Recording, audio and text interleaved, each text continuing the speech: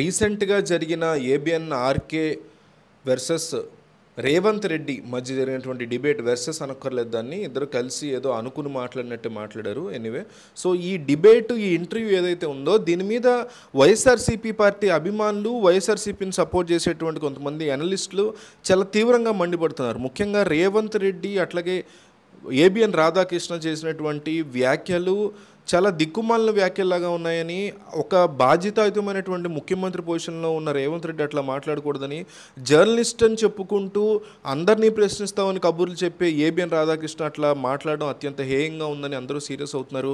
ఎందువలన ఇట్లాంటి వ్యాఖ్యలు చేశారు మీరు అని ప్రశ్నిస్తున్నారు. ఇంతకీ ఆ వ్యాఖ్యలు ఏంటంటే, రేవంత్ రెడ్డి మాట్లాడుతూ గతంలో రాజశేఖర రెడ్డి రెండోసారి ముఖ్యమంత్రి అయినటువంటి టైంలో 153 సీట్లు వచ్చాయి కాంగ్రెస్ పార్టీకి అని చెప్పారు. దాన్నే రాధాకృష్ణ కూడా అవును 153 సీట్లు వచ్చాయి, వేరే వాళ్ళని తీసుకోవడానికి ట్రై చేశాడు రాజశేఖర రెడ్డి అంటూ చెప్పుకొచ్చారు. నిజానికి అప్పుడు అంటే రేవంత్ రెడ్డికి ఆ మాత్రం ఐడియా లేదా అని ప్రశ్నిస్తున్నారు. అదే కాంగ్రెస్ పార్టీకి ఇప్పుడు ఆయన ముఖ్యమంత్రి అయ్యారు, అప్పుడు తమ పార్టీకి ఎన్ని సీట్లు వచ్చాయో కూడా గుర్తులేని పరిస్థితిలో ఉన్నారా రేవంత్ అని అడుగుతున్నారు. ఎందుకంటే 156 సీట్లు వచ్చాయి. ఇది చాలా బేసిక్ థింగ్. కాంగ్రెస్ పార్టీలో ఉండే సదరు కార్యకర్తకైనా తెలుస్తుంది అప్పట్లో ఎన్ని సీట్లు వచ్చాయి రాజశేఖర రెడ్డి రెండోసారి సీఎం అయినప్పుడు. అది కూడా గుర్తు లేకుండా ఈయన సీఎం ఎట్లా అయ్యారని ప్రశ్నిస్తున్నారు. 156 సీట్లు వచ్చాయి రేవంత్ రెడ్డికి, మంచి మెజారిటీతోనే గెలిచారు, వేరే వాళ్ళని ఏమి తీసుకోవడానికి ట్రై చేయలేదు. బట్ తీసుకోవడానికి ట్రై చేశారు అని రాధాకృష్ణ పదే పదే చెప్పడంతో రేవంత్ రెడ్డి కూడా అవును తీసుకోవడానికి ట్రై చేశారు, అట్లా చెయ్యబట్టే ప్రకృతి ఇట్లాంటివి ఏమి చూస్తూ ఊరుకోదు, అందుకే ఏం చేసిందో తెలుసు కదా అనేసారు. అట్లా అనొచ్చు, అది ఎంత తప్పుడు మాట. గతంలో ఈయన ఏదైతే కుర్చీలో కూర్చున్నారో, ఏదైతే అసెంబ్లీలో కూర్చున్నారో, అదే కుర్చీలో అదే అసెంబ్లీలో గతంలో కూర్చున్న తన సొంత పార్టీ ముఖ్యమంత్రి గురించి, అందులో వైఎస్ రాజశేఖర రెడ్డి లాంటి కాస్త ఫేమ్ ఉన్నటువంటి నాయకుడు గురించి అట్లా రేవంత్ రెడ్డి మాట్లాడడం అసలు బాగాలేదని చాలామంది తీవ్రంగా రేవంత్ రెడ్డి మీద మండిపడుతున్నారు. ముఖ్యంగా జగన్ సపోర్టర్లు, జగన్కి కూడా చాలా కోపం తెప్పించేలాగా ఉన్నాయి ఆ వ్యాఖ్యలు అంటున్నారు. ఎందుకంటే ఆయన వేరే పార్టీ నుంచి ఎవరైనా జాయిన్ చేసుకోవడం వల్ల, లేకపోతే ఇంకో దాని వల్ల ఆయనకి యాక్సిడెంట్ జరగలేదు కదా, హెలికాప్టర్కి ఏవో ఇష్యూస్ ఉండటం వల్ల జరిగిందని అందరికీ తెలిసినటువంటి అంశమే. అంతేకాకుండా ఇంకొక మాట కూడా రేవంత్ రెడ్డిని ప్రశ్నిస్తున్నారు.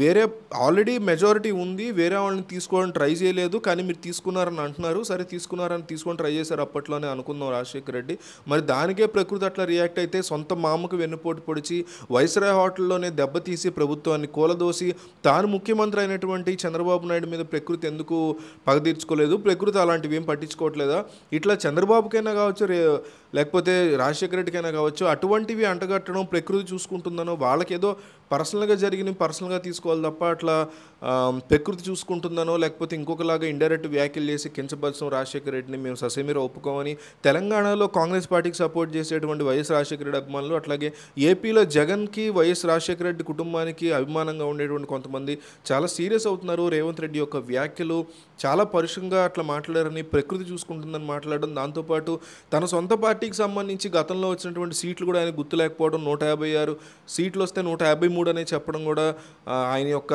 జ్ఞానం లేకపోవడానికి, ఆయనకు ఉన్నటువంటి ఐడియాలజీ తక్కువ ఉంది, నాలెడ్జ్ తక్కువ ఉంది ఆయనకి అనడానికి పరాకాష్ట అంటూ చాలామంది రేవంత్ రెడ్డి మీద ఫీల్ అవుతున్నారు. రాధాకృష్ణ ఏదో పిలిపించుకుని ఏపీలో జగన్ని తిట్టించడం కోసమే, జగన్మోహన్ రెడ్డి శైలి సరిగ్గా లేదు, కేసీఆర్తో జగన్ ముందుకెళ్తున్నాడు అనే దాన్ని తట్టుకోలేక ఓర్చుకోలేక ఆ విషయాన్ని హైలైట్ చేయడం కోసమే రేవంత్ రెడ్డిని, ఒక ముఖ్యమంత్రి స్థానంలో ఉన్న వ్యక్తిని పిలిచి మరి కేవలం రాజకీయాల గురించే మాట్లాడారు తప్ప ఇంకా ఏ అంశాలు మాట్లాడలేదు. ప్రజలకు ఏం చేయబోతున్నారు మీ హామీలు అంతే తప్ప ఇంటీరియర్ విలేజెస్లో రోడ్లు లేని పరిస్థితి, ఎన్నో చోట్ల తెలంగాణ ప్రాంతంలో ఉద్యోగాలు లేనటువంటి పరిస్థితి, నోటిఫికేషన్స్ ఎప్పుడు ఇస్తారనే దాని మీద సరైనటువంటి ప్రశ్నలు అడగలేకపోయారు రాధాకృష్ణ. గట్టిగా ఒక ముఖ్యమంత్రి వచ్చినా ఎవరు వచ్చినా సరే ఒక జర్నలిస్ట్ అన్నప్పుడు స్ట్రాంగ్ క్వశ్చన్స్ అడగాలి, వాళ్ళని ముప్పు తిప్పలు పెట్టాలి. ఎందుకంటే ఏ రాజకీయ నాయకుడు, రేవంత్ రెడ్డే కాదు, కేసీఆరే కాదు, జగనే కాదు, చంద్రబాబే కాదు, ఏ రాజకీయ నాయకుడు కూడా ప్రజలకి మంచి చేద్దామని అనుకోరు. వాళ్ళు కంప్లీట్గా ఓటింగ్ మీదే వాళ్ళ మైండ్ వెళ్ళిపోద్ది. ఈరోజు మహాలక్ష్మి పథకం పెట్టిన తర్వాత ఆర్టీసీ బస్సుల విషయంలో ఎంతో ఇబ్బందులు వస్తున్నాయి. మగవాళ్ళకి సీట్లు లేనటువంటి పరిస్థితి, ఎక్కిన ఆడవాళ్ళు కూడా ఇబ్బంది పడేటువంటి పరిస్థితి, బస్సులు సరిపోవట్లేదు. ఇంటీరియర్ విలేజెస్లో స్కూల్కి వెళ్ళే పిల్లలు అదే టైంలో మహిళలు ఎక్కుతుంటే స్కూల్కి వెళ్ళలేని పరిస్థితి, వచ్చేటప్పుడు రాలేని పరిస్థితి ఉంది, మగపిల్లైనా ఆడపిల్లైనా. సో ఇలాంటివి ఏవి ప్రశ్నించకుండా, ఇది కేవలం మచ్చుకి ఒక ఉదాహరణ మాత్రమే. ఇలాంటివి ఎన్నో ఉంటాయి, అడగాల్సిన బాధ్యత ఉండేవి. ఇవి ఏమీ అడగకుండా కేవలం భజన చేయించుకోవడం, లేకపోతే జగన్మోహన్ రెడ్డిని తిట్టేలాగా జగన్మోహన్ రెడ్డి సరిగ్గా లేడు నాతో అనిపించుకోవడమే తన లక్ష్యంగా ఏబిఎన్ రాధాకృష్ణ ఇంటర్వ్యూని నిర్వహించారో చూస్తే ఎవరికైనా అర్థమవుతుంది. కంప్లీట్ వన్ సైడెడ్గా తెలుగుదేశం పార్టీ ఏపీలో గెలవబోతోందనే దాన్ని ఇండైరెక్ట్గా రేవంత్ రెడ్డితో చెప్పించడానికి ప్రయత్నం చేసినట్టు తప్ప, లేదా జగన్ని తక్కువ చేసేటువంటి అంశం మీద ఇంట్రెస్ట్ చూపించడం తప్ప ఏబిఎన్ రాధాకృష్ణ ఎటువంటి ఉపయోగపడే ప్రశ్నలు ఒక జర్నలిస్ట్గా అడగలేదు. అది ఎవరైనా ఇంటర్వ్యూ చూస్తే ఈజీగా చెప్పొచ్చు. కేవలం రాజకీయాల షర్మిల గురించి, జగన్ గురించి, చంద్రబాబు గురించి, కేసీఆర్ గురించి, దీని గురించి మీరు జర్నలిజం చేశారా? దీని గురించి మీరు చదువుకున్నారా? దీని గురించి మాత్రం మీరు పార్టీ పెట్టారా? అంటే మీరు అమ్ముడుపోయారని కేవలం ఏపీలో చంద్రబాబును గెలిపించడం కోసమో, జగన్ ఓడించడం కోసమో, లేకపోతే ఇదే ఇంటర్వ్యూ సాక్షి పెడితే జగన్ గెలిపించి చంద్రబాబును ఓడించడం కోసం, దీనికోసం మీ జర్నలిస్టులు అందరూ పనిచేస్తున్నారా? ఆల్రెడీ తెలంగాణకు ముఖ్యమంత్రి అయ్యాడు. ఆయన నెల రోజులు అయింది. ఆయన పెట్టిన పథకాల్లో కొన్ని లూప్ హోల్స్ ఉన్నాయి. ఎంతోమంది ఇబ్బంది పడుతున్నారు. వాటి గురించి అడగడం అనేసి మీ ఏపీ రాజకీయాల గురించి పట్టుకొచ్చి తెలంగాణ ప్రాంతానికి సంబంధించి ఏమాత్రం జర్నలిజం విలువల్ని మెయింటైన్ చేయనటువంటి రాధాకృష్ణ, అట్లాగే బేసిక్ ఐడియా లేకుండా మాట్లాడినటువంటి రేవంత్ రెడ్డి మీద అందరూ మండిపడుతున్నారు. సో ఇంటర్వ్యూ ఎట్లా ఉంది, సక్సెస్ ఫెయిల్ అనేది కామెంట్లో చెప్పండి. సక్సెస్ అయితే సక్సెస్ అని, ఫెయిల్ అయితే ఫెయిల్ అని దయచేసి కామెంట్లో మీ యొక్క అభిప్రాయాన్ని 100% తెలియజేయండి.